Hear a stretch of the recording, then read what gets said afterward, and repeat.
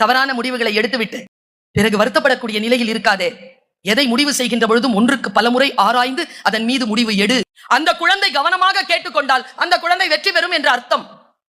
நீங்க ஜெயிக்கிறதுக்கு சில வாய்ப்புகளை தரும் உங்கள் குழந்தை அந்த வாய்ப்புகளை பயன்படுத்தினால் மட்டும்தான் ஜெயிக்க முடியும் என்பதனை உங்கள் குழந்தைகளுக்கு சொல்லிக் கொடுங்கள். நீங்களும் மனசுல வச்சுக்கோங்க.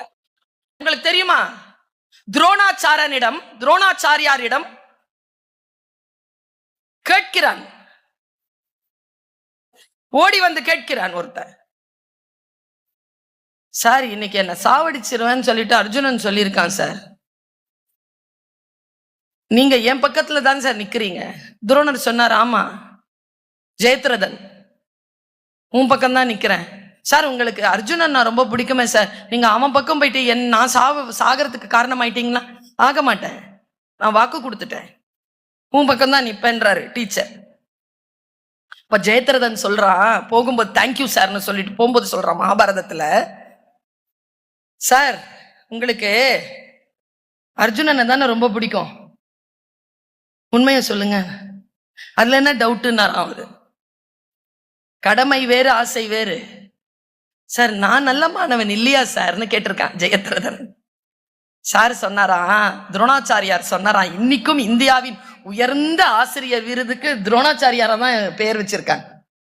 துரோணாச்சாரியார் கிட்ட கேட்ட போது துரோணார் சொன்னாரா, நீ நல்ல மாணவன் தான், ஆனால் சிறப்பான மாணவன் இல்லை. நல்ல மாணவனுக்கும் சிறப்பான மாணவனுக்கும் இடையில் இருக்கும் வித்தியாசம். கிளாஸ்ல நீங்க 40 பேர் இருக்கிறீங்க, 3 பேருக்கு 30 லட்சத்திற்கு மேலாக கால் லெட்டர் கிடைக்குது, மற்றவர்கள் 5, 6, 7 நிக்கிறீங்கன்னா என்ன அர்த்தங்கிறத துரோணர் சொல்றார் பாருங்க. நீ நல்ல மாணவன் தான், நீ ஜெயிக்கிற மாணவன் தான், ஆனால் அர்ஜுனன் சிறப்பான மாணவன். ஏன்? நான் ஏதேனும் ஒன்று கற்றுக் கொடுத்தா செஞ்சு முடிச்சிட்டு நீ எனக்காக காத்திருப்பாய். அவன் என்ன பண்ணுவான் தெரியுமா, செஞ்சு முடிச்சிட்டு என்னை தேடி வந்து வாட் நெக்ஸ்ட்னு கேட்பான். What next, I have completed the target, give me another one நிப்பான். குப்புசாமி சார் சொல்லும்போது, இந்த மாணவனை பத்தி சொல்லும்போது போறதுக்குள்ள ரொம்ப வேகமா இருக்கிறேன், நான் போறதுக்குள்ள அந்த குழந்தைய பார்த்துடணும்னு நினைச்சேன். சார் நான் N2 எழுதியிருக்கேன், N2ல நான் ராமகிருஷ்ணன் சார் என்ன சொல்றார், N3 எழுதினாலே போதும், N2லாம் அவசியம் இல்லைங்கிறார். ஜெயிக்கிற குதிரைகளை ஏற்பாடு செய்யக்கூடிய பெரிய வெற்றியாளரான ஒரு ராமகிருஷ்ணன் சொல்றார் N3 போதும்னு துரோணர். ஆனா அனந்த கிருஷ்ணன் அர்ஜுனனா வந்து நிக்கிறான். அவன் என்ன சொல்றான், N2 N3 நான் எழுதிட்டேன் சார், N2 சுமாரா தான் எழுதியிருக்கேன், ஆனா பாஸ் பண்ணிடுவேன், ஆனாலும் நான் வர செப்டம்பர்ல அக்டோபர்ல டிசம்பர்ல நான் மறுபடியும் அதை எழுதுவேன் சார், எனக்கு எழுதி பாஸ் பண்றது முக்கியம் இல்லை, டாப்ல போய் நான் நிக்கணும் சார். குழந்தைகளை அவர்கள் தான் ஜெயிக்கிறார்கள். நான் எதை நேசித்தேனோ என் தமிழை நான் நேசித்தேன். நான் உங்க எல்லாருக்கும் சொல்றேன், நீங்க இன்ஜினியரிங்க நேசிங்க. இன்றைக்கு உங்கள் முன்னால் நின்று கொண்டிருப்பது ஒரு கல்லூரியின் பேராசிரியர் இல்லை, தமிழ்நாடு அரசு நிறுவனத்திற்கு கீழே தமிழ் வளர்ச்சி துறையின் அங்கமாக இயங்குகின்ற உலக தமிழ் சங்கத்தின் துணைத் தலைவரும் இயக்குனருமாக நான் இங்கே நின்று கொண்டிருக்கிறேன். பென்சிலில் இருந்து ஆரம்பித்த என் வாழ்க்கை இப்பொழுது கிரீன் பென்ல வந்து நிக்குது. வாழ்க்கை உங்களுக்கு வாய்ப்புகளைத்தான் தரும், வெற்றிகளை தராது. பிரபஞ்சம் ரொம்ப அழகானது குழந்தைகளே. மிக ஆழ் மனதிலே நீங்கள் எதை நினைக்கிறீர்களோ அது உங்களுக்கு அது தரும். நினைக்கணுமே, ஆசைப்பட்டா மட்டும் போதாது, அதிலே அறம் சார்ந்த ஆழமான பற்று இருக்க வேண்டும். அறம் சார்ந்த ஆழமான பற்று இருக்கின்ற பொழுது உங்களுக்கு சில விஷயங்கள் கிடைத்து போகிறது. நான் ஒரே ஒரு சூட்சுமமான விஷயத்தை மட்டும் சொல்றேன். எல்லாருமே வந்து சம்பாதிக்கிறதுக்கு தான் சார் படிக்கிறோம் அல்ல, பிளேஸ்மெண்ட். இந்த வரிசையில ஹெட் ஆஃப் த டிபார்ட்மெண்ட்லாம் பின்னால் உட்காந்துட்டு இருக்கு, வேலை வாங்கி கொடுக்கிற பிளேஸ்மெண்ட் டீன் முன்னால் உட்காந்துட்டு இருக்காரு. எல்லாருக்கும் அதானே காசு, துட்டு, மணி. டப்பு. நான் சமீபத்துல ரவிவர்மாவனுடைய ஒரு ஓவியத்தை பார்த்தேன். அதுக்கு முன்னால ஒரு விஷயத்த சொல்லிடுறேன். இந்த 2 சாமி இருக்குல்ல, எனக்கு ரொம்ப பிடிக்கும் சார். எனக்கு ஒன்னு லக்ஷ்மி, இன்னொன்னு சரஸ்வதி. இந்த லக்ஷ்மி மேடம் என்ன பண்ணிருக்காங்க, தன்னுடைய ஹஸ்பண்டான மிஸ்டர் திருமால், லார்ட் விஷ்ணு, அவங்க கிட்ட போய் காடஸ் மகாலட்சுமி ஒரு சின்ன அப்ளிகேஷன் கொடுத்துருக்காங்க. சார் எல்லாம் நீங்களே எல்லாம் கொடுக்குறீங்களே, எனக்கும் ஏதாவது வரம் கொடுக்கிற மாதிரி எனக்கு வரம் கொடுங்க, நானும் என் பக்தர்களுக்கு ஏதேனும் கொடுக்கிறேன். இப்படியா? ஒண்ணு செய், நான் காக்கும் கடவுள் தானே, நீ செல்வத்தை கொடு, உன்னை வணங்குறவங்களுக்கு எல்லாம் செல்வத்தை கொடு. ஜாலின்ட்டு வந்துருச்சு அந்த அம்மா. ஆனா விஷ்ணு ஒரு பைலா எழுதினாரு, நீ யாருக்கு வேணாலும் கொடுக்கலாம், நான் நினைச்சா வாங்கிடலாம். பைலா எழுதி கையெழுத்து போட்டாரா? இத பார்த்துட்டே இருந்தாங்க சரஸ்வதி.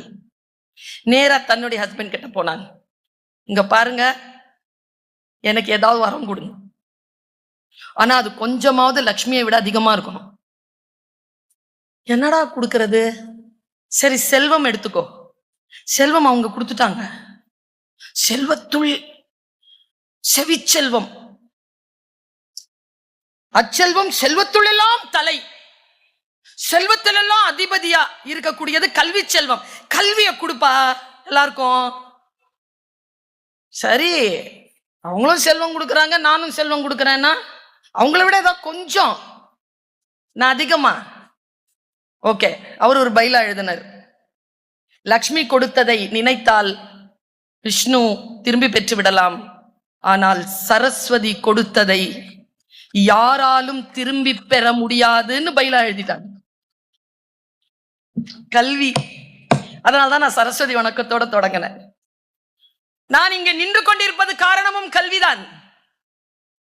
பாருங்க, ரவிவர்மா வரைந்த ஓவியத்தை பார்க்கின்ற பொழுது லக்ஷ்மிய அப்படி தாமரையில உட்கார வச்சிருப்பாரு, ஒரு செவந்த தாமரையில. ஆனா சரஸ்வதி எப்படி தெரியுமா உட்கார்ந்து இருப்பாங்க? தாமரை, வெள்ள தாமரை இருக்கும், அதுல ரவிவர்மா வரைஞ்ச ஓவியத்துல கால் மேல கால் போட்டுட்டு வீணை வச்சுட்டு உட்கார்ந்து இருப்பாங்க.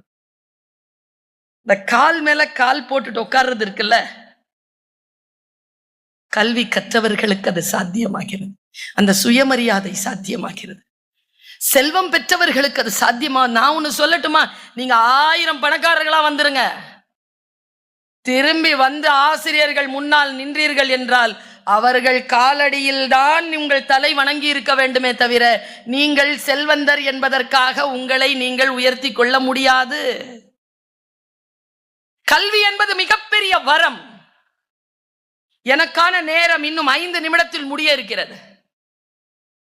இந்த மேடையில் எனக்கு அளிக்கப்பட்ட அந்த 5 நிமிடத்தில் மிக முக்கியமான தகவலை உங்களுக்கு நான் கடத்திவிட்டு போகிறேன். கவனம்,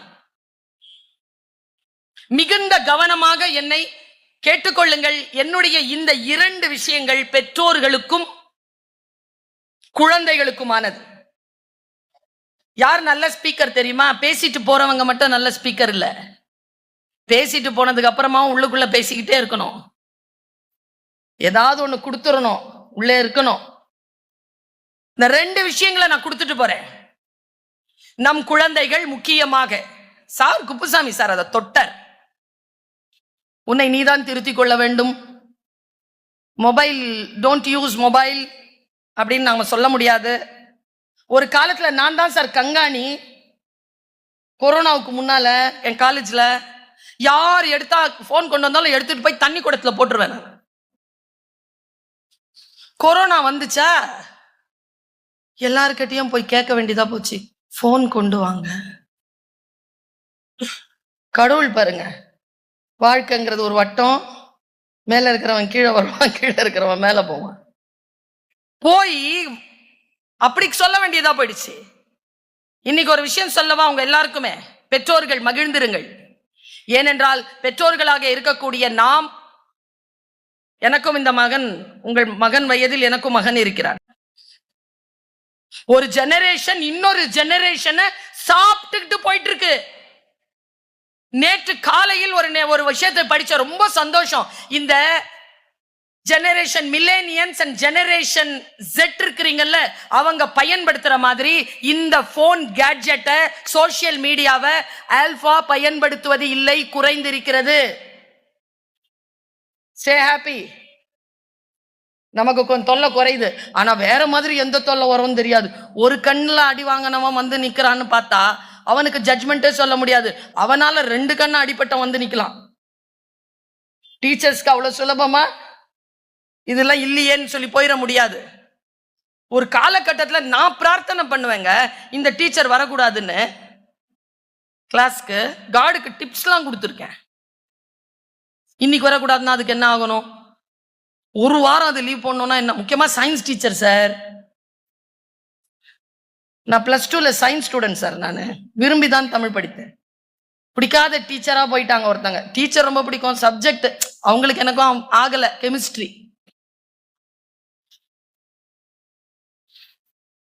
பார்த்தோடன்னு சொல்லுவாங்க,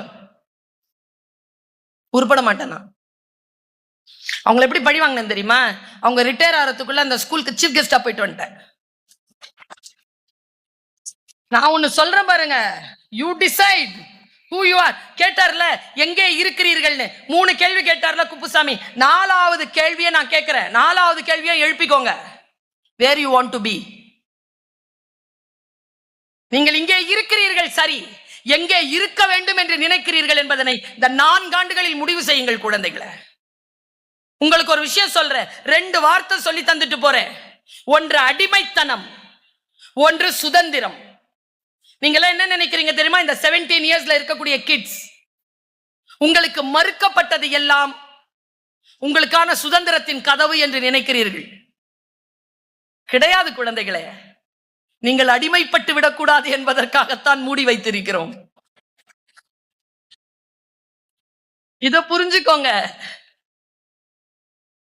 சிகரெட் பிடிக்கிறது, போதை பழக்கத்திற்கு உட்படுவது சுதந்திரம் என்று நினைக்கிறீர்களா? அடிமைத்தனம். இப்போ நான் நல்லா தானே ட்ரெஸ் பண்ணிட்டு வந்திருக்கேன். எனக்கு ஏன் போர்த்தி விட்டாங்க? இப்போ அம்மா போத்துனாங்களா இல்லையா? என்னத்துக்கு போத்துனாங்க?